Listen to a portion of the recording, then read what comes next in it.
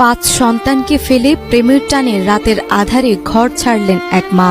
অন্যদিকে মায়ের পরকীয়ায় সামাজিকভাবে কটাক্ষের শিকার হচ্ছে সন্তানরা।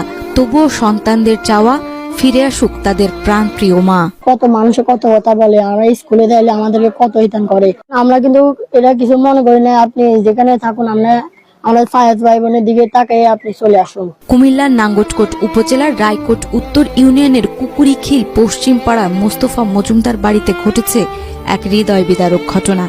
স্ত্রীকে ক্যান্সারের মতো প্রাণঘাতী রোগ থেকে সুস্থ করে তোলার পর সেই স্ত্রী পরকীয়া প্রেমে জড়িয়ে রাতে সংসার ফেলে পালিয়ে গেছেন।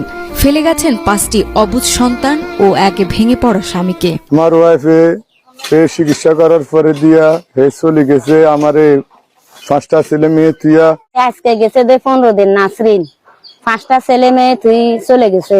ভুক্তভোগী স্বামী ভুট্টো মিয়া জানান, তার স্ত্রী নাসরিন দীর্ঘদিন টিউমার ক্যান্সারে আক্রান্ত ছিলেন। জীবন বাঁচাতে তিনি মানুষের দ্বারে দ্বারে গিয়ে সাহায্য করে চিকিৎসা চালিয়েছেন।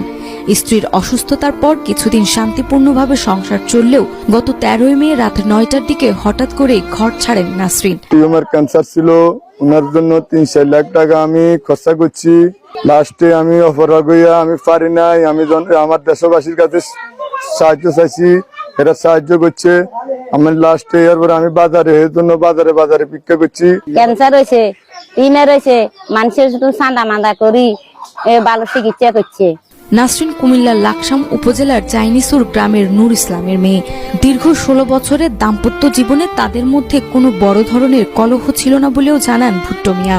সকলে জানান সবকিছু দিয়ে ভালোবেসে আগলে রেখেছিল নাসরিনকে। আজ সে নেই, মাথা গোজার ঠাঁই নেই।